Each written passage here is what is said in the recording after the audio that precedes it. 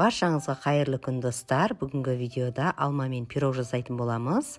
Менімен бірге болып, видеоның соңына дейін қараңыздар. Бізге қажетті заттар ұн қажет болады. Ұнымызды мен електен өткізіп алдым. Сары май қажет болады, салқын. Ас содасы, жұмыртқа және де қант ұнтағы қажет болады, сахарный пудра. Алдымен ұнымыздың үстіне біз ас содасын салып аламыз. Қант ұнтағын саламыз, сахарный пудрамызды.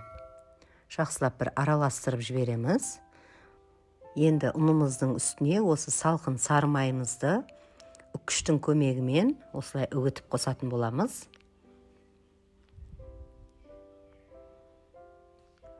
Біздің сары майымыз салқын болуы қажет. Осылай мінекей өткізіп алдық. Енді екі қолымыздың көмегімен осы массамызды кішкене біріктіріп араластырып аламыз.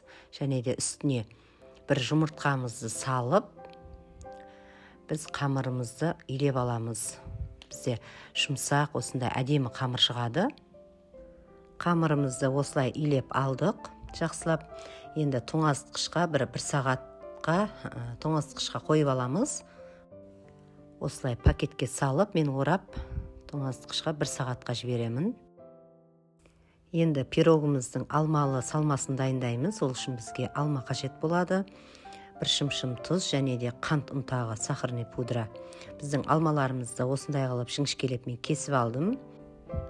4 бұрыштап майдалап кессеңіздер де болады. Үстіне 1 шымшым тұзымды қосамын, қант ұнтағын қосамын. Осы қант ұнтағын қоссаңыздар, сіздердің алмаларыңыз қарайып кетпейтін болады. Осылай жақсылап араластырып аламыз және шетке қоя тұрамыз. Енді пирогымызды жасайтын формамыздың үстіне тоңазытқышта тұрған біздің қамырымызды салып, жайып, жайғастырып алатын боламыз. Кез келген формаға салсаңыздар да болады. Осылай жайғастырып алдық. Енді үстіне құятын заливкамызды дайындағанша біз тоңазытқышқа қоя тұрамыз. Біз енді пирогымыздың үстінен құятын заливкамызды дайындайтын боламыз. Ол үшін бізге жұмыртқа, кілегей, сливки, қант ұнтағы, қаймақ және де кукурузный крахмал қажет болады.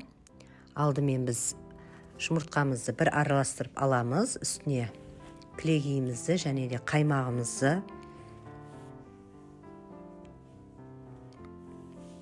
қант ұнтағын, кукурузный крахмалымызды салып, біркелкі қылып, жақсылап араластырып аламыз. Қажетті заттардың бәрін осы видеоның астына өлшеммен жазып қалдыратын боламын.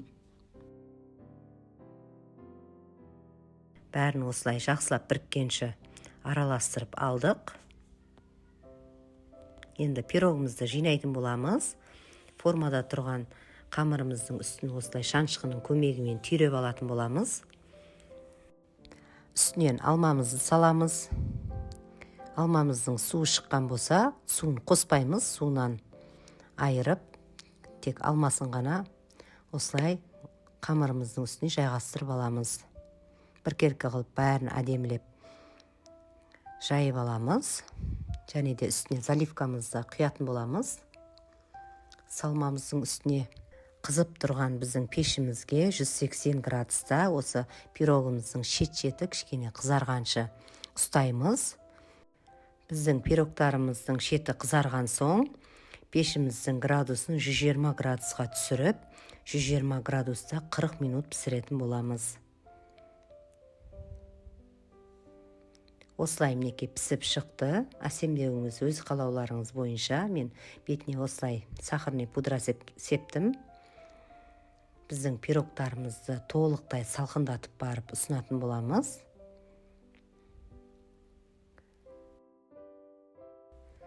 Қазір ортасын кесіп көрсететін боламын.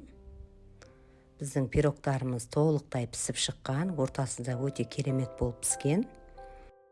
Жасап көріңіздер. Астарың дәмді болсын.